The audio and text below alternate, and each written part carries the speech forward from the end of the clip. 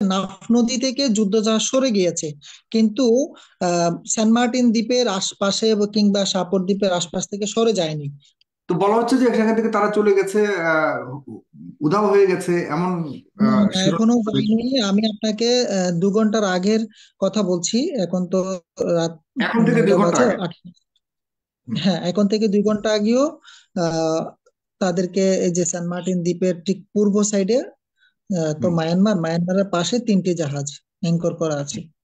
আমাদের যে Saint Martin দ্বীপ এবং টেকনাফ থেকে আমাদের যে নৌপথ আছে, নৌপথের একদম পাশে হচ্ছে মায়ানমার। নাফ নদী এবং বঙ্গোপসাগরের ঠিক পূর্ব দক্ষিণ সাইড হচ্ছে আমাদের আহ মায়ানমার। তো মায়ানমার, আমরা সেন্ট মার্টিন থেকে টেকনাফ যাওয়ার পথে মায়ানমারের ঠিক পাশ দিয়ে আমাদের সেন্ট মার্টিন থেকে টেকনাফ, টেকনাফ থেকে সেন্ট মার্টিন যাতায়াতের পথ এটা যুগ যুগ ধরে চলছে। আহ হুম। মায়ানমারের যে বড় বড় বাণিজ্যিক যে জাহাজগুলো আছে সেগুলো এই পদ্ধতি ব্যবহার করে থাকে, আমরাও ব্যবহার করি, তারাও ব্যবহার করে থাকে। আহ মায়ানমারের তাদের অভ্যন্তরীণ ঝামেলাটা আমরা শুনে আসছি অনেক আগে থেকেই। তাদের বিদ্রোহী গোষ্ঠী এবং সরকার দলীয় গোষ্ঠীর মধ্যে একটা ঝামেলা চলছে অনেক আগে থেকেই। গত আমি দু যদি মাস ধরে। হ্যাঁ একটু মানে জাহাজ সম্পর্কে আপনাকে জিজ্ঞাসা করি, আমরা জানি ওখানে তাদের সাথে আমাদের অনেক সমস্যা আছে, কিন্তু আমরা এখন বর্তমান যে ক্রাইসিসটা চলছে সেটিকে একটু পয়েন্ট আউট একটা করতে চাই। ভিডিওতে আপনি যে কি একটু দেখাচ্ছে বলবেন যে দুটি জাহাজ, এখানে প্রথম আপনার দুটি পাঠানো জাহাজ ভিডিওটা আমরা সরাসরি একটু বুঝতে চাই, জি বলুন। জি, প্রথম দুটি জাহাজ যে দেখতে পেয়েছেন একটু আগে ভিডিওতে, একটা হচ্ছে আমাদের বাংলাদেশের নৌবাহিনী এবং কোস্ট গার্ডের ঠিক হুম, একটু পূর্ব, অনেক দূরে যে বড় বড় পাহাড়গুলো দেখা যাচ্ছে, এটা মায়ানমারের পাহাড়। স্পষ্ট আমরা দেখতে হুম, পাচ্ছি মায়ানমারের পাহাড়। আর হুম, সেখানে যে জাহাজগুলো আমরা দেখতে পাচ্ছি এগুলো হচ্ছে মায়ানমারের যুদ্ধ জাহাজ। হুম। আপনি আরেকটা জানতে চেয়েছেন, মায়ানমারের যুদ্ধ জাহাজগুলো সরে গেছে। আদৌ সরে নাই, নাফ নদী থেকে সরে বঙ্গোপসাগরের মুখে চলে আসছে, অর্থাৎ আমাদের সেন্ট মার্টিন দ্বীপ থেকে পূর্ব হুম। সাইডে। আমরা আজকে সন্ধ্যায় ও বিকেল বেলা যখন জেটি ঘাটে গেলাম, সেখানেও 3টি যুদ্ধ জাহাজ দেখতে পেয়েছি, তারা সেখানে অ্যাঙ্কর করে রেখেছে। ও আচ্ছা, তার মানে যুদ্ধ জাহাজ কি যায়নি এখন? নাফ নদী থেকে সরে বঙ্গোপসাগরের দিকে চলে আসছে।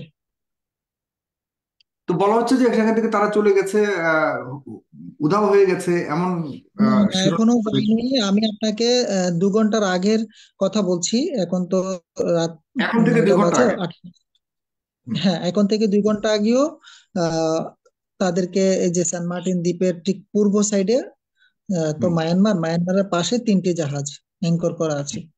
হুম।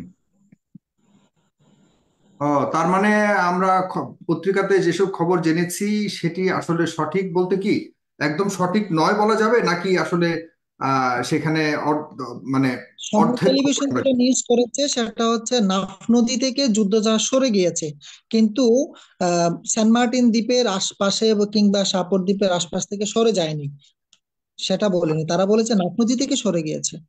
নাফ নদী থেকে সরে গেছে, তার মানে এখনো পর্যন্ত আমাদের সেন্ট মার্টিন দ্বীপের আশপাশেই সেই জাহাজগুলি, যুদ্ধ জাহাজগুলি এখনো জাহাজগুলো পর্যন্ত রয়ে গেছে।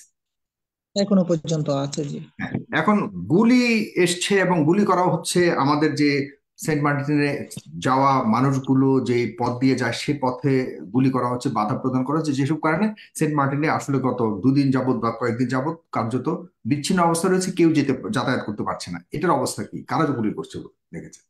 গত 2 দিন না, আসলে দীর্ঘ 10 দিন ধরে। আমি আপনাকে আচ্ছা। একটু বলি, গত 10 দিন, 5 জানুয়ারি টেকনাফ উপজেলা স্থানীয় নির্বাচন ছিল, 29শে মে। হুম। আপনাকে শুনতে পাচ্ছি না।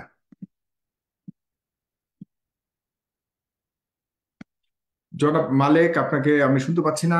প্রিয় দর্শক, আপনারা শুনতে পাচ্ছেন যে আব্দুল মালেক তিনি সেন্ট মার্টিন থেকে যুক্ত হয়েছেন। তিনি সেখানকার একজন স্থানীয় সাংবাদিক এবং জাতীয় কয়েকটি পত্রিকাতে তিনি তো রিপোর্টিং করেন। 29শে মে নির্বাচন ছিল, তার কারণে। হুম। হ্যাঁ, শুনতে পাচ্ছিলাম না, এখন শোনা যাচ্ছে, বলুন। জি জি, আমার নেটওয়ার্ক সমস্যার হ্যাঁ, কারণে হ্যাঁ, একটু। এখন ঠিক আছে, এখন ঠিক হয়েছে, বলুন। হ্যাঁ, নির্বাচন শেষ হওয়ার পর নেটওয়ার্ক জনিত কারণে তাকে আমরা শুনতে পাচ্ছি না, বারবার ইন্টারাপশন হচ্ছে। প্রিয় দর্শক, আপনার অনুষ্ঠানটিকে শেয়ার করবেন। খুবই গুরুত্বপূর্ণ আলোচনা করছি আমরা আমরা বুঝবার চেষ্টা করব যে আসলে ঘটনা কি, সেন্ট মার্টিন দ্বীপে যা চলছে এর পেছনে কারণ কি? সেন্ট মার্টিন দ্বীপ কি বিচ্ছিন্ন হয়ে গেছে কিনা, বিক্রি করে দিলে কিনা, এই ধরনের অনেক প্রশ্ন আমাদের সোশ্যাল মিডিয়ায় আমরা অনেককেই করতে দেখছি। আদতে কোনটি সত্য কোনটি মিথ্যা তা আমরা একদম সরেজমিনে কেউই এখন পর্যন্ত ওইভাবে দেখতে পারিনি। আমরা সরাসরি সাংবাদিককে যুক্ত করেছি এবং সাংবাদিক আমাদেরকে ভিডিও পাঠিয়ে এবং বিভিন্ন ভাবে তথ্য দিয়ে আমাদেরকে সম্পূর্ণভাবে পুরো বিষয়টিকে অবহিত করছেন এবং সেটা আহ হচ্ছে হালনাগাদ খবরগুলি দেন। জি, এখন শোনা যাচ্ছে, বলুন। এতক্ষণ কিছুই শুনিনি আপনাকে। তিনি একদম ডিসকানেক্টেড হয়ে গেছেন আমাদের থেকে। আমরা একটু অপেক্ষা করি প্রিয় দর্শক। আপনাদের যদি কোনো ধরনের প্রশ্ন থাকে আপনারা অবশ্যই কমেন্ট বক্সে আপনারা জানাবেন। আমরা সেগুলিকে দেখে জিজ্ঞাসা করবার চেষ্টা করবো, জানবার চেষ্টা করবো আমাদের বিশ্লেষকের কাছ থেকে। আব্দুল মালেক, আপনি শুনতে পাচ্ছেন? আপনি এখন যুক্ত হয়েছেন, আপনার মনে হয় খুব সমস্যা চলছে আপনার ইন্টারনেট কানেকশন। একটু আনমিউট, সমস্যা হ্যাঁ, ক্যামেরাটা জি অন প্লিজ। করবেন। জি, বলুন। জি জি। আমি আপনাকে একটু বলি ভিডিও। সেটা হচ্ছে 29 তারিখ যখন সেন্ট মার্টিন টেকনাফ উপজেলার নির্বাচন ছিল, তখন বৈরী আবহাওয়ার কারণে ঘূর্ণিঝড় রিমেল হওয়ার কারণে টেকনাফ কেন্দ্রটি স্থগিত ছিল। হুম, নির্বাচনের সরঞ্জাম আসতে পারেনি নির্দিষ্ট টাইমে। আবার স্থগিত সেন্ট মার্টিন দ্বীপের যে নির্বাচনটা ছিল সেটা 5ই জুন আহ, নির্ধারণ করেছে যে 5 তারিখ নির্বাচন হবে স্থগিত সেন্ট মার্টিন ইউনিয়ন।